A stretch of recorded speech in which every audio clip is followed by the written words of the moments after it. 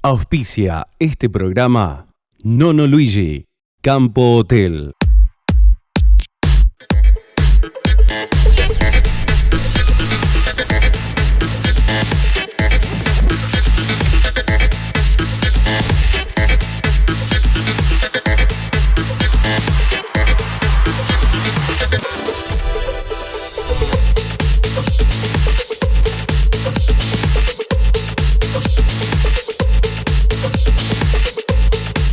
Buenas tardes, ¿cómo están? Bienvenidos a TV 4.0.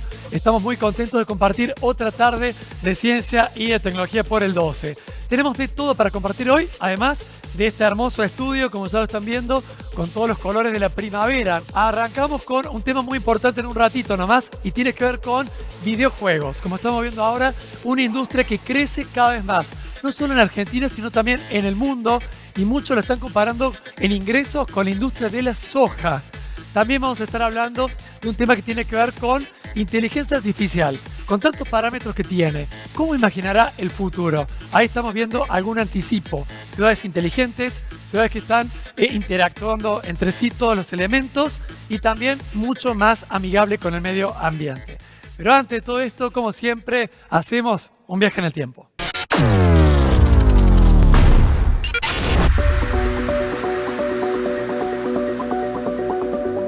Bueno, yo ya estoy preparado para un nuevo viaje junto a Martín de Chiara. Martín, ¿cómo estás? Diego, ¿qué tal? Buenas tardes. Bonito sábado nuevo aquí por la pantalla del 12. ¿Emprendemos un viaje? Dale, perfecto. Eso es lo que más quiere la gente y a nosotros también nos gusta. Sí, hermoso. Exactamente. Sí. Bueno, vamos rápidamente acá con nuestro panel protector. ¿Listo? Sí. Está todo accionado. No, que sin esto, viste, da un poco de... No. Especialmente por dónde vamos a viajar ahora. A ver, ¿dónde? ¿Y a dónde? Vamos a viajar por nuestra máquina del tiempo, pero al pasado. Bien, te escucho perfecto. Mucho tiempo atrás, Diego. No me digas. Sí.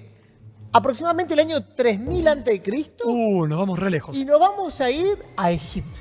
¡Qué lindo! ¿Te Bueno, parece? dale, vamos. Vamos, Diego, ¿eh?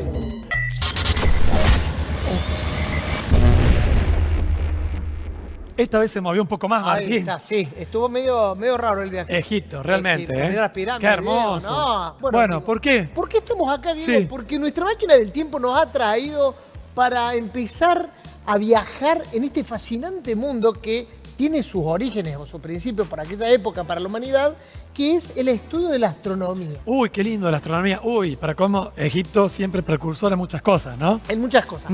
Para lo cual, mira, vamos a llamar a nuestra pantalla especial ahora. Dale. Aquí de los amigos de Tipi, de Indie Studio.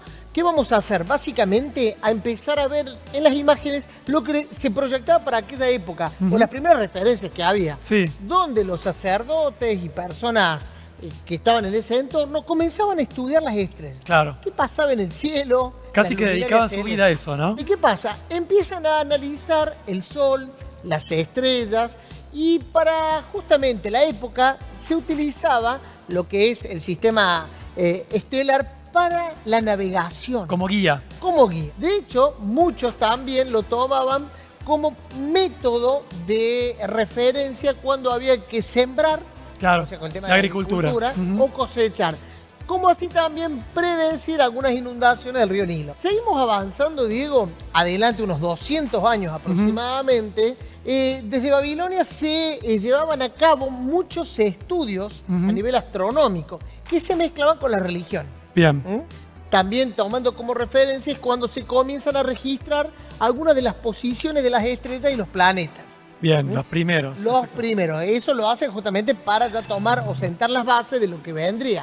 De hecho, también, para que tengamos como en cuenta, empiezan a hacerse observaciones puntuales de lo que iba a ser en el futuro, lo que hoy conocemos. Utilizando tablillas de arcilla, como estamos viendo allí, para marcar los movimientos de los astros, ¿no es cierto? Y se le daban nombre a algunas estrellas. Exactamente. Y de hecho algunas se las adoraba también. Bien.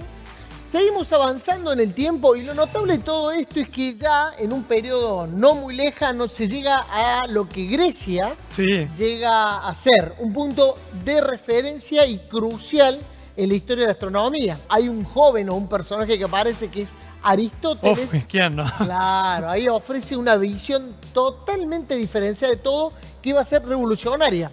Porque él propuso que la Tierra era esférica y estaba en el centro del universo. Claro, la Tierra y todo giraba alrededor. Eso se mantuvo durante siglos. Muchos años. Muchos años. Durante más de 1000 años. Siglos más tarde, ¿qué sucede? Ya para el siglo II a.C., Hiparco, que es un astrónomo, o que fue, mejor dicho, un astrónomo griego, desarrolla un sistema de coordenadas para el cielo, lo que permite un registro más preciso de las posiciones estelares. En el caso de Hiparco, él es uno de los que siempre se lo recuerda porque él sentó las bases de la trigonometría esférica y su famoso catálogo de estrellas, ¿no? Claro, él llegó a catalogar más de 850 estrellas. Exacto. Por eso fue uno de los más famosos. Uno de los más famosos. También ya para el siglo II, Claudio Ptolomeo, que compiló el conocimiento astronómico de su época, fue algo... Una obra monumental. Claro, fue algo trascendente, porque fue la base ya más formal, valga la redundancia, de lo que sería ya como una ciencia. Lo llamó el Almagesto. El Almagesto, correcto, Diego, tal cual. Bueno, ¿y qué hace? Él descubre que el universo justamente estaba constantemente en movimiento de una forma circular. Pero que la Tierra estaba en el centro, y que era el centro del universo. Sin embargo, y para tener en cuenta, en el Renacimiento hubo un cambio radical que estaba encaminado. Y es cuando el famoso y conocido Nicolás Copérnico en el siglo XVI desafía el pensamiento convencional con la teoría que él hace que se lleve adelante. Heliocéntrica. La heliocéntrica. O sea, él plantea que el Sol era el centro. Y no la Tierra. Exactamente. Todo giraba alrededor del Sol. Alrededor del Sol, pero hablando siempre de la Vía Láctea. Claro. Eso le costó que muchos lo criticaran, lo defenestraran, porque además, como vos decías, la religión estaba metida en la otra teoría y costó mucho tiempo hasta que se descubrió que es así. Pero un detalle no menor es el verdadero golpe que se le da a la tradición geocéntrica. Cuando Johannes Kepler, quien en el siglo XVII utiliza precisiones concretas de observaciones, que formula 3 leyes del movimiento planetario. Y que cuando uno se pone a ver, él describe las órbitas elípticas de los planetas. Y de esta manera revoluciona la forma en que entendemos la gravedad. Mira vos. En paralelo, ya más adelante, en el año 1609, un famoso y conocido, como lo fue Galileo Galilei, utiliza un telescopio, que es la invención más evolucionada para la época. Como el que está acá. Como el que está aquí, exactamente. Exactamente, digo, como el que tenemos acá, para observar justamente lo que pasaba fuera del planeta Tierra. Claro. Estas observaciones normalmente se daban de noche porque se podían observar las fases de luz, como así también manchas solares.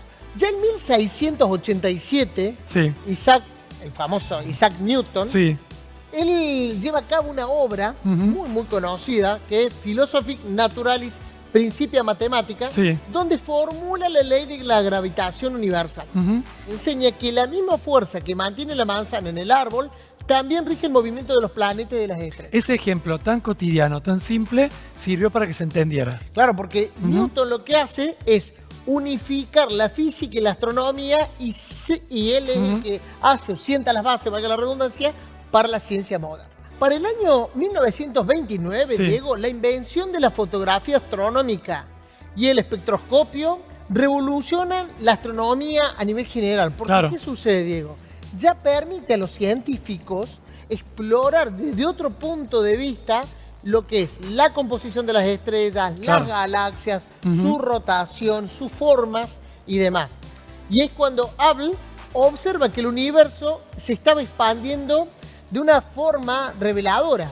Y lo notable de todo esto, que para muchos es donde se crea la teoría del Big Bang. Exactamente, es la historia de la astronomía, del tiempo, y lo que falta todavía es el viaje en el tiempo, que sí hacemos nosotros. Sí, Diego. Bueno, ¿nos vamos de las pirámides de Egipto? Nos vamos de acá, nos vamos de Egipto, porque está pegando fuerte el sol. Sí, vos sabés que sí, Diego, me parece antes que nos agarre la noche acá, dale, porque ya está cayendo también la noche. Bueno, nos vamos a posicionar aquí, en el... Estamos listos. Todo listo, perfecto. La máquina encendida, ahí está, la cápsula. Bueno, vamos al presente Argentina 2025. Perfecto, dale. Dale, Diego, vamos. Muy bien, estamos muy emocionados. Esta vez me dio un poco de miedo porque viajamos lejos. Sí, no sé si ir a Egipto, re lejos. Bueno, Diego, es la máquina de tiempo, justamente. Bueno, Martín, ¿cómo seguimos ahora? Vamos a continuar, Diego. Entonces, Sí. mira, si te parece, vamos a llamar a nuestro brazo robótico. Sí. Porque siguiendo la materia que venimos tratando, tenemos una invitada especial. A ver, ¿quién viene? Ahí estamos. ¡Epa! Hola. ¿Qué tal? Buenas tardes. Buenas tardes, ¿cómo les va? Mercedes Gómez. Mercedes Gómez. Referente del rubro de la astronomía. Bueno, de hecho es doctor en astronomía. Exacto. Y responsable del observatorio aquí de Córdoba. Exactamente, de la Universidad Nacional de Córdoba. Bienvenida, Mercedes. Muchísimas gracias. Qué gusto tenerte aquí en nuestro programa. La máquina del Gracias. tiempo siempre trae a la persona exacta, ¿viste? Sí, Porque sí. estuvimos hablando de la historia de la astronomía, que es impresionante, muy El estudio interesante. del espacio, de las estrellas. Exacto. Y aprovechamos entonces para preguntarte, Mercedes, ¿cómo vemos la situación hoy? ¿Cómo estamos en Argentina comparado con el resto del mundo? Bueno, en materia de ciencia estamos pasando tanto la astronomía como el resto de las ciencias y también, bueno, la parte de las humanidades, un momento difícil, ¿no es cierto? Sí. Por los recortes presupuestarios, la dificultad de conseguir financiamiento para hacer nuestras tareas de investigación. Pero sin embargo tratamos por todos los medios de seguir adelante. El observatorio está abierto, seguimos formando recursos humanos, o sea, siguen nuestras carreras que en realidad pertenecen a la FAMAF de doctorado y licenciatura. Los chicos hacen investigación, pueden hacer sus tesis. Los astrónomos también trabajamos en nuestras investigaciones. Y para ello, bueno, estamos utilizando algunas computadoras que adquirimos en otros momentos. Y gracias al Internet y a la interconectividad y a los telescopios que producen datos para todo el mundo, nosotros también nos beneficiamos de esos datos y podemos... De toda la información. De toda la información, de todas las imágenes que se están tomando de objetos astronómicos con grandes telescopios. En este momento tenemos al James Webb y acá en Chile, cerquita de nuestro, al Vera Rubin, que están produciendo una grandísima cantidad de datos y estos datos son utilizados en particular la gente del observatorio para seguir haciendo descubrimientos y seguir haciendo ciencia. Qué lindo. ¿Qué se siente cada vez que dicen, se descubrió algo nuevo? Es una emoción, ¿o no? Y sí, es emocionante, ese es el objetivo de nuestro trabajo.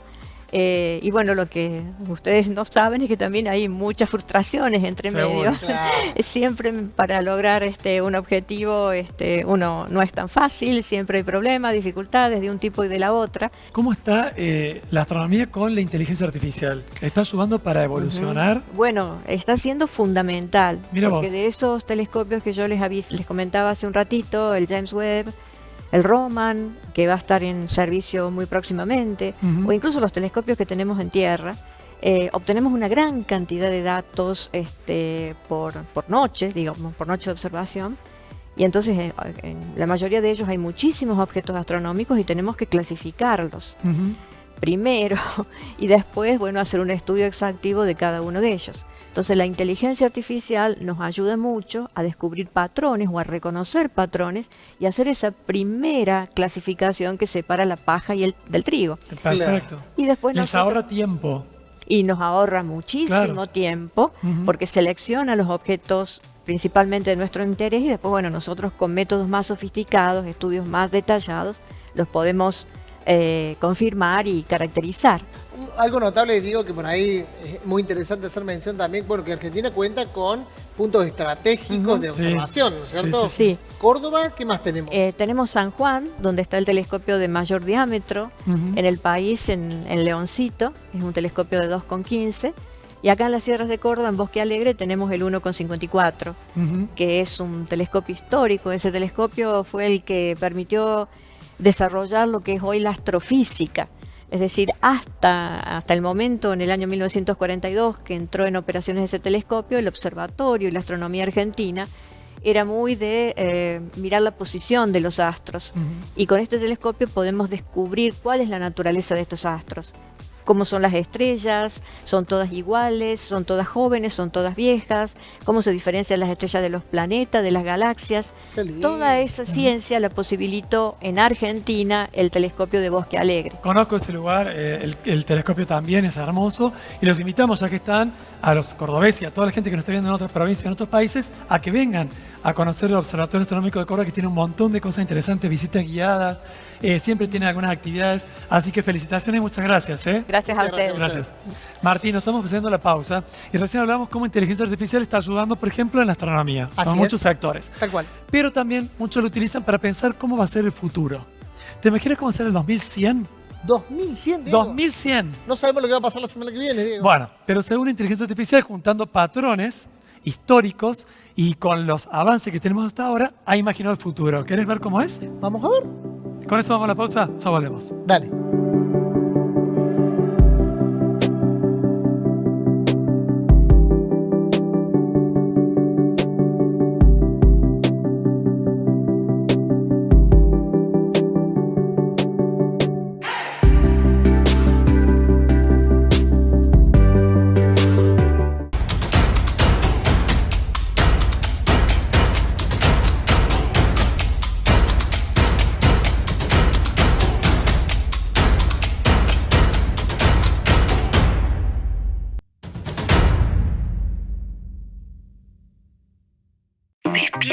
Despierta Córdoba. Con la conducción de Diego Robledo. La noticia al instante, con información confiable. De lunes a viernes, de 10 a 13. En CNN Radio, Córdoba. 93.3. Siempre del lado de la información.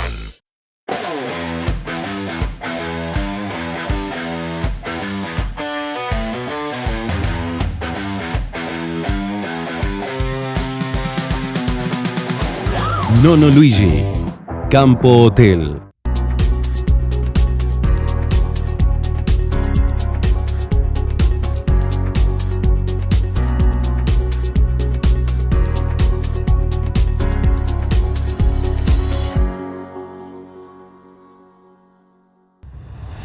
Cuando pienses en asistencia al viajero, pensá en quién cuida Belgrano. El club más popular confía en Intermac Assistance. Elegilo vos también y viaja protegido.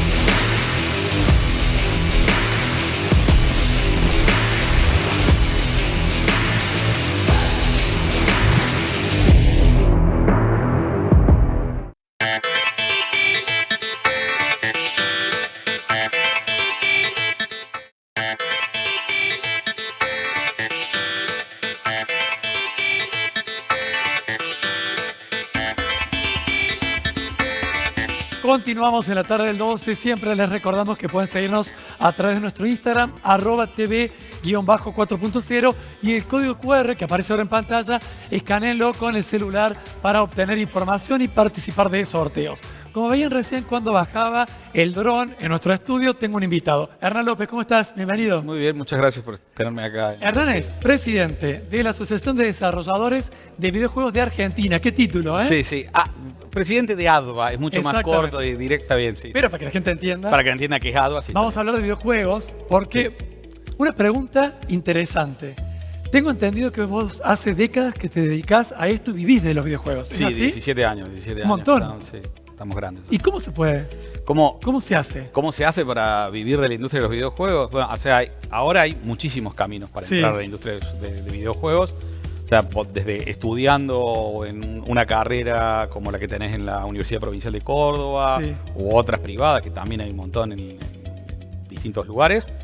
También podés ser autodidacta, aprendiendo con cursos. O sea, Internet está lleno de lugares donde podemos, si tenemos la inquietud, empezar a meternos. Y después, bueno, meterte a través de las múltiples empresas que hay ahora. Hace 17 años atrás no estaban todas esas posibilidades. Ahora hay un abanico de posibilidades. Exactamente. Claro. Hace 17 años... Era más manual. Hace 17 años atrás era, bueno, tengo muchas ganas de hacer videojuegos. En su momento había venido Gameloft, si no me equivoco, y había puesto unas oficinas en Córdoba. Traté de entrar ahí, claramente no pude porque mi currículum era muy malo, pero dije, bueno, está bien, quiero mostrar que puedo hacer algo. Me puse a hacer juegos en Flash. Si alguien recuerda lo que era Flash, es una tecnología muy vieja, eran juegos de browser. Me puse a hacer juegos en Flash, dije, bueno, con eso voy a tratar de presentarlo, como miren, puedo hacer algo. Y en el medio de eso me enteré que se podían vender los juegos de Flash. Si lo recuerdan, los juegos de Flash, un botoncito que decía More Games, y estaban en sitios, bueno, te pagaban por eso.